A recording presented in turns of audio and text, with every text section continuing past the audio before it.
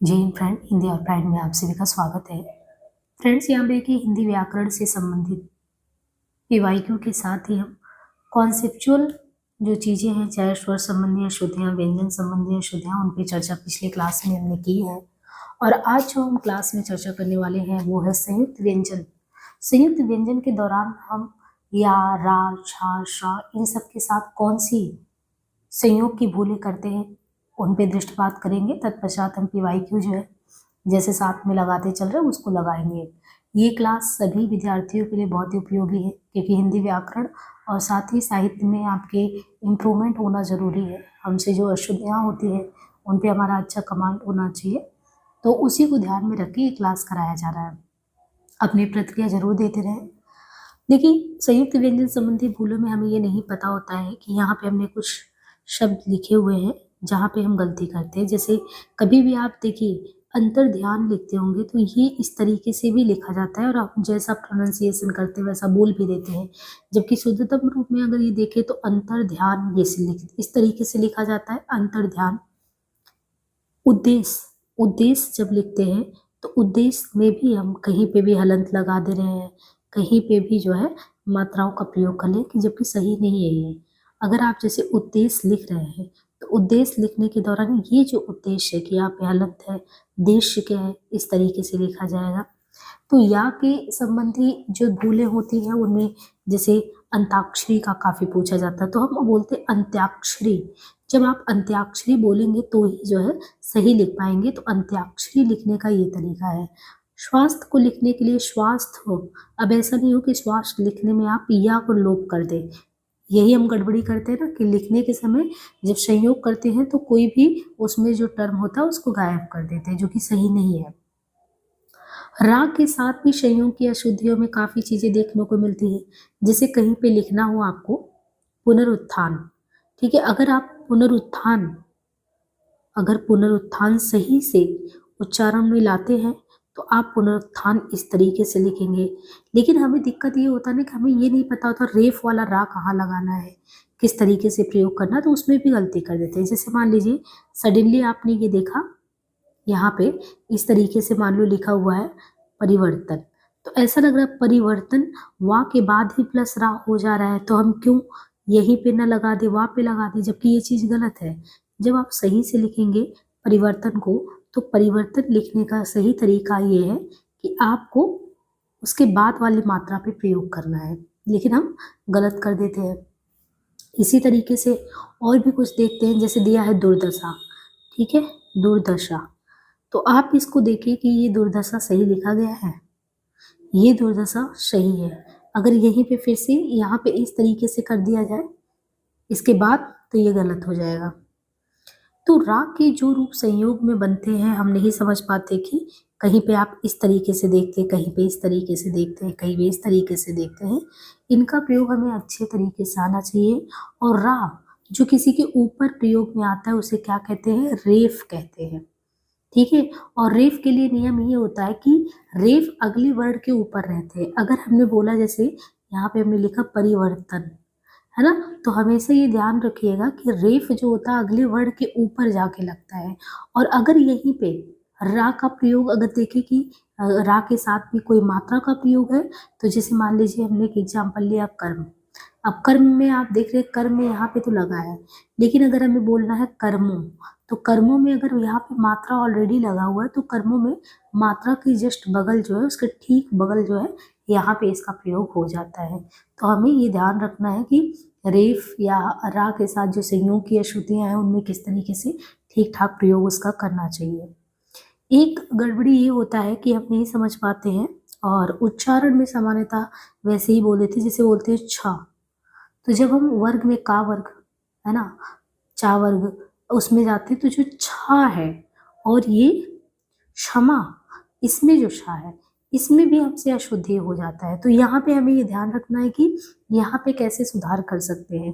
देखिए ये जो है क्षमा, क्षत्रिय, क्षत्रियाणी, अक्षय, अक्षुक्र, ये जो है ये सामान्यतः सिर्फ और सिर्फ तत्सम शब्दावली में इसका प्रयोग होता है, तत्सम तद्भव वगैरह में नहीं होता है। जैसे इसमें आप देखिए कुछ टर्म है अक्षय, क्षीण, तीक्ष्ण। तो यहाँ पे जो भी है ना, तो ये जो स्थिति है, अगर यहाँ पे आप देखें तो यहाँ पे इनका जो है प्रयोग जो है इस तरीके से होता है। तो ये हो गया अक्षय, क्षीण, तीक्ष्ण, नक्षत्र, नक्षत्र, प्रतीक्षा, प्रत्यक्ष, क्षत्रियाणी, क्षति, क्षत्रिय। ये केवल संस्कृत के तत्सम शब्दों में ही इनका प्रयोग होता है। लेकिन जब हम इसमें प्रयोग में लेके आते हैं, हमें समानता ये छतरी वाला छा का प्रयोग करना होता है। तो ये हम जैसे प्रयोग में किस तरीके से लेके आते हैं, जैसे हम क्या करते हैं, छतरी में यूज कर लिए छाता, है ना, और छाया। तो ये देखिए, तो इसमें एक अंतर ये हो गया कि आपको इसको संस्कृत में ही प्रयोग करना है। बाकी हमने आपको बताया कि किस तरीके से जो संस्कृत युक्त है वहाँ पे ये क्षमा वाला छा का प्रयोग करना है। तो हमें इन सारी गलतियों से अगर हम बचेंगे तो हमारे लिए ये होगा कि आगे के लिए जो है शब्द संबंधी जो त्रुटियां हमसे हो जाती हैं उनसे हम बच पाएंगे। एक चीज़ और ध्यान रखिए, ये जो ज्ञा है, ठीक है, ये जो ज्ञा है, हिंदी में क्या होता है कि ज्ञा का उच्चारण ज्ञा करते हैं, ज्ञान। लेकिन यही चीज आप जो संस्कृत शब्दों में प्रयोग करेंगे तो वहां पे इसका इसी को उच्चारण मिलाते हैं। जैसे हमने क्या कहना है संस्कृत में, ज्ञान, ज्ञान, ज्ञान के अलावा भी देखिए जैसे बोलना है योग्य, तो योग्य में आप देखिए अलग है, लेकिन ज्ञान, आरोग्य। तो यहाँ पे जैसे हमने ये देखा कि क्षमा का क्षा और ज्ञा, ये संस्कृत, ये सब देखिए हम लोग क्या हुआ कि ज़्यादातर आपकी शब्दावली जो संस्कृत से हिंदी में आए हैं तो वहाँ पे वो अपने मूल रूप में ही बोले जा रहे हैं। हमने उनको सरल सहज शब्दों में अपने लिए जो परिवर्तित कर दिया, जिनको हम देशज में और क्या नाम है तद्भव यानी तत्सम से उत्पन्न जो है अपने लिए आसान उसमें कर लिया कि हमें बोलने में उतना ज़्यादा क्लिष्टता महसूस ना हो। उसके लिए हमने क्या किया, हेर फेर कर दिया, जिससे हमें जो ये हिंदी से संबंधित हम जो अशुद्धियों को पढ़ रहे हैं वो इसीलिए पढ़ रहे हैं क्योंकि ये अपने मूल रूप में नहीं है। अब जैसे आपने बोलना है तो आप बोलिए, जैसे बोलने में ही देखना, अभिज्ञ, अभिज्ञ, है ना, कृतज्ञ, ज्ञा यहाँ पे आ रहा है, जिज्ञासा, ज्ञासा, शुद्धतम रूप में अपने आप में संस्कृत में ये चीज प्रयोग में हो रहा है। एक हम लोग गलती करते हैं, जैसे देखिए कहाँ पे पता है कि ये और ठ, अभी हमें नहीं पता षटकोण का जो है ट और ठ किसके साथ कहाँ लगेगा। तो हमें ये ध्यान रखना है कि जैसे हमें क्या बोलना है, कहीं कहीं आप देखते हैं लिखा रहता है पृष्ठ, और हमें लगता है पृष्ठ सही है, परंतु पृष्ठ सही नहीं है। पृष्ठ को आप बोलेंगे पृष्ठ है, पृष्ठ। श्लिष्ट, श्लिष्ट मीन्स कठिन होता है, तो हमें लगेगा कि हम अंतर नहीं कर पा रहे, तो हम सोचेंगे श्लिष्ट सही है, जबकि श्लिष्ट सही नहीं है। इसको आप सही बोलिए ही तो ही सही लिख पाएंगे। श्लिष्ट ये सही है। श्रेष्ठ, श्रेष्ठ में आप देखिए तो श्रेष्ठ में कौन सा होगा, ये है इस तरीके से, ये है श्रेष्ठ। स्वादिष्ट, स्वादिष्ट में यदि देखें ये स्वादिष्ट सही है नहीं, स्वादिष्ट को जब भी आप लिखिए सही, स्वादिष्ट अगर गलत बोलेंगे, जबकि ये सही क्या है, स्वादिष्ट है। तो यहाँ पे भी देखिए वर्तनी संबंधी किस तरीके, वर्तनी एक तरीके से कि जो आप भी लिख रहे हो उसका शुद्धतम रूप है, हम इसलिए उच्चारण और वर्तनी संबंधी अशुद्धियों पे ही ध्यान केंद्रित कर रहे हैं। तो विशेषण की उत्तम व्यवस्था में ठा का ध्यान रहे कि कहाँ पे हमें कौन सा प्रयोग करना है। यहाँ पे हम कुछ लिख के आपको बता रहे हैं कि कौन कौन सा जो है आपको सही तरीके से प्रयोग में लाना है।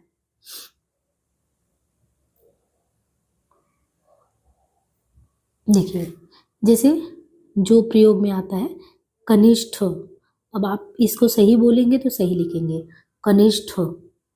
इसी तरीके से अगर बोले वरिष्ठ, कनिष्ठ वरिष्ठ, वरिष्ठ के बाद अगर बोले तो क्या हो गया, घनिष्ठ। श्रेष्ठ की बात करें श्रेष्ठ। स्वादिष्ठ क्या है ये, स्वादिष्ठ। गरिष्ठ, गरिष्ठ देखिए गरिष्ठ।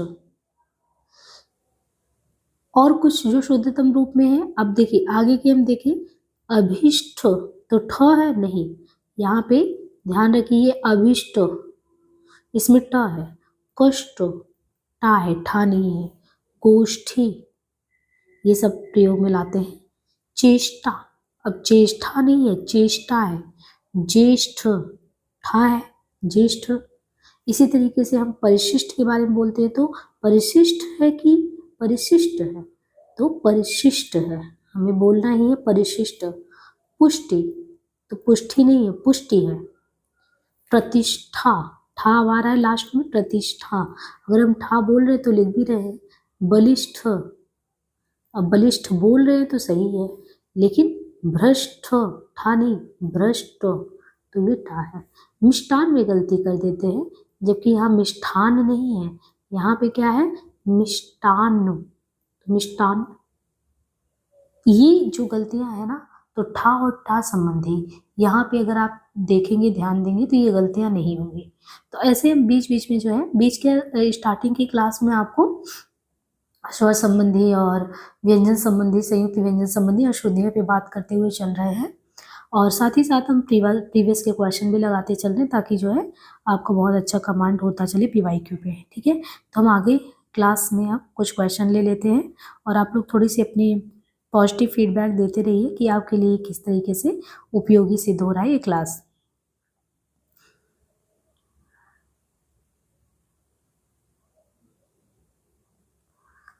हाँ, तो हम यहाँ से क्वेश्चन कर लेते हैं।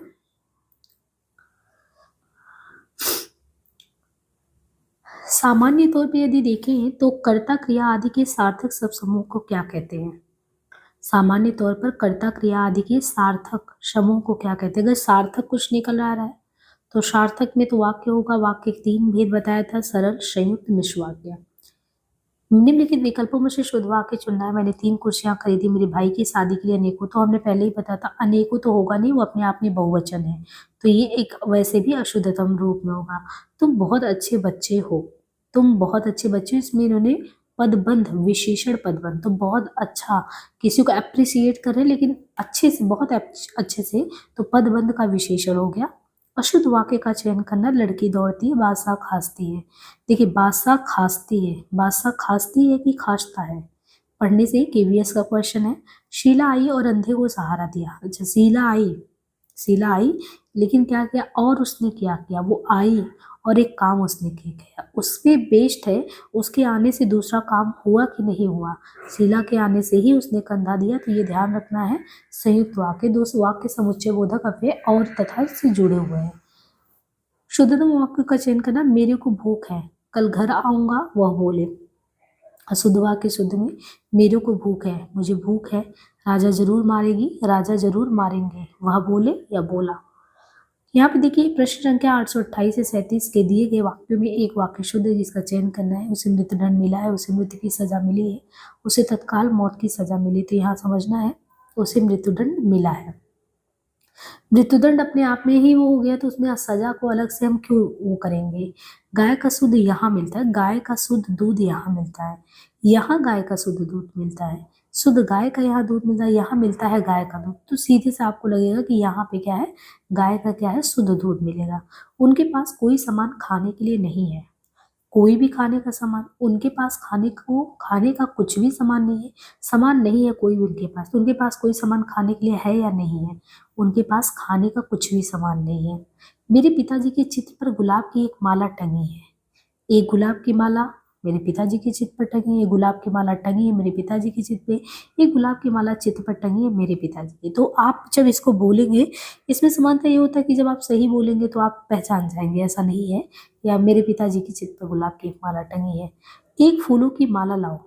देखिए, फूलों की माला, एक फूलों की माला थोड़ी होगा, अपने आप में ही माला वो मिक्स बना होगा, तो फूल की माला एक लाओ। कितना लाना है, एक क्वांटिटी में, 2 क्वांटिटी में, फूल की एक माला लाओ। देखिए, माला भी लाना है, एक लाना है ना, तो फूलों का ही वो माला होगा, लेकिन वो क्वांटिटी में एक चाहिए। उधार लेने वाले प्राय ऋणदाता से मुंह हटाने लगते हैं। उधार लेने वाले प्राय ऋणदाता से मुंह चुराने लगते हैं। मुंह हटाते हैं कि चुराते हैं? चुराते हैं वो। देश पंडित नेहरू का सदा भारी रहेगा। पंडित नेहरू का भारी रहेगा सदा देश, पंडित नेहरू का देश रहेगा भारी सदा, देश सदा भारी रहेगा पंडित नेहरू का, तो देश पंडित नेहरू का सदा भारी रहेगा। भारत में कई दर्शनीय स्थल योग्य हैं। देखिए, दर्शनीय स्थल योग्य हैं, दर्शनीय भी है, योग्य भी है। भारत में कई स्थल दर्शनीय है, भारत में कई दर्शनीय स्थल है, तो यहाँ पे सीधे से भारत में कई दर्शनीय स्थल है। बाढ़ के प्रकोप से लोग तबाह हो गए, बाढ़ के प्रकोप से अनेक लोग तबाह हो गए, अनेक लोग तबाह हो गए बाढ़ के प्रकोप से, तो सीधी सी बात है, बाढ़ के प्रकोप से अनेक लोग तबाह हो गए। आप 9 बजे के करीब आए होंगे, आप लगभग 9 बजे आए होंगे, तो सही वाक्य है कि आप लगभग 9 बजे आए हैं। आप लगभग कितने बजे आए हैं? 9 बजे आए हैं। निम्नलिखित वाक्य में उद्देश्य विधेय है। नदी तट का रमणीय दृश्य मेरे मन मस्तिष्क पर पूरी तरह से छा गया है। उद्देश्य और विधेय में देखिए, नदी तट का रमणीय, नदी तट का रमणीय दृश्य, नदी तट का रमणीय दृश्य। और यहाँ पे भी आपको सही से देखना, तो नदी तट का जो रमणीय दृश्य है वो मेरे मन मस्तिष्क पर पूरी तरह छा गया है। नदी तट का रमणीय दृश्य और मेरे मन मस्तिष्क पर पूरी तरह से छा गया है। निम्नलिखित वाक्य में उद्देश्य विधेय है। कल हमारे विद्यालय के बच्चों ने नाटक देखा, तो कल हमारे विद्यालय के बच्चों ने हमारे विद्यालय के बच्चों ने, इसमें उद्देश्य और विधेय, तो हमने उद्देश्य और विधेय को पहले ही डिफाइन किया था।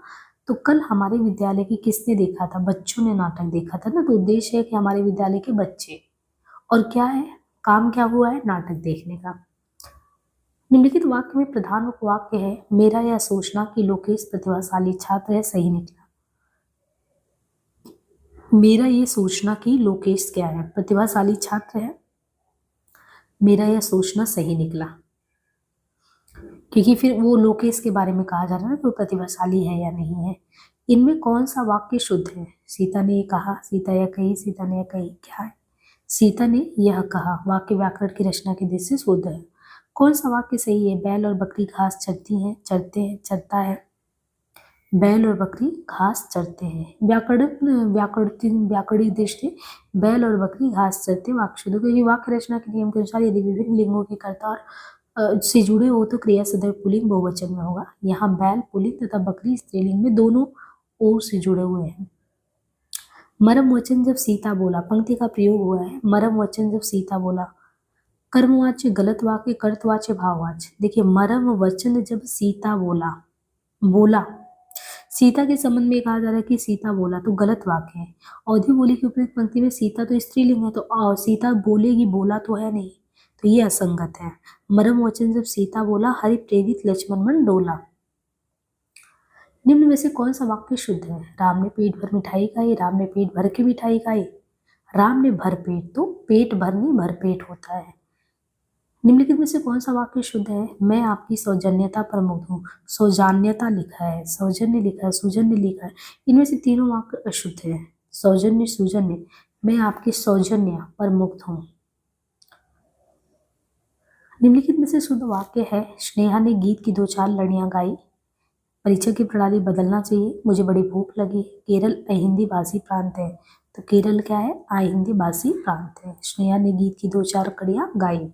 स्नेहा ने गीत की 2-4 कड़ियां गाई। परीक्षा की प्रणाली बदलनी चाहिए। मुझे बहुत भूख लगी है। इनमें से एक वाक्य अशुद्ध है, वो है, मैं दर्शन करने आया हूँ। मैं अपनी बात का स्पष्टीकरण करने के लिए तैयार हूँ। लड़का मिठाई लेकर दौड़ता हुआ घर आया। एक क्या गलत है? मैं दर्शन करने आया हूँ, मैं अपनी बात का स्पष्टीकरण करने के लिए तैयार हूँ। देखिए, यहाँ पे क्या है कि मैं अपनी बात के स्पष्टीकरण के लिए तैयार हूँ। मैं अपनी बात के स्पष्टीकरण के लिए तैयार हूँ। मैं दर्शन करने आया हूँ, लड़का मिठाई लेकर दौड़ता हुआ घर आया, वहाँ भीड़ लगी थी। बाकी आप देखेंगे शुद्ध है। निम्नलिखित में से कौन सा वाक्य शुद्ध है? मैंने पार्टी में 8-10 रसगुल्ला खाया। प्रेम का मूल्य आंका नहीं जा सकता। इतने में हल्की सी हवा का एक झोंका आया। प्रत्येक श्रमिकों को 2-2 रुपए मिले। तो प्रेम का मूल्य क्या है? प्रेम का मूल्य आंका नहीं जा सकता, शुद्ध वाक्य है। प्रेम का मूल्य क्या है? आंका नहीं जा सकता। से सभी अशुद्ध वाक्य हैं। इनका शुद्ध वाक्य होगा, मैंने पार्टी में 8-10 रसगुल्ले खाए। इतने में हवा का एक हल्का सा झोंका आया। प्रत्येक श्रमिक को 2 रुपए मिले। अब हमें वाक्यांश के लिए एक शब्द, जिसे हम नेक्स्ट क्लास में देखेंगे। आज के लिए हमने जो है वाक्य से संबंधित जो अशुद्धियाँ थी और काफ़ी कुछ कर लिया। बाकी नेक्स्ट क्लास में हम कुछ इम्पोर्टेंट फैक्ट देखेंगे और साथ ही जो है क्वेश्चन भी करेंगे। धन्यवाद।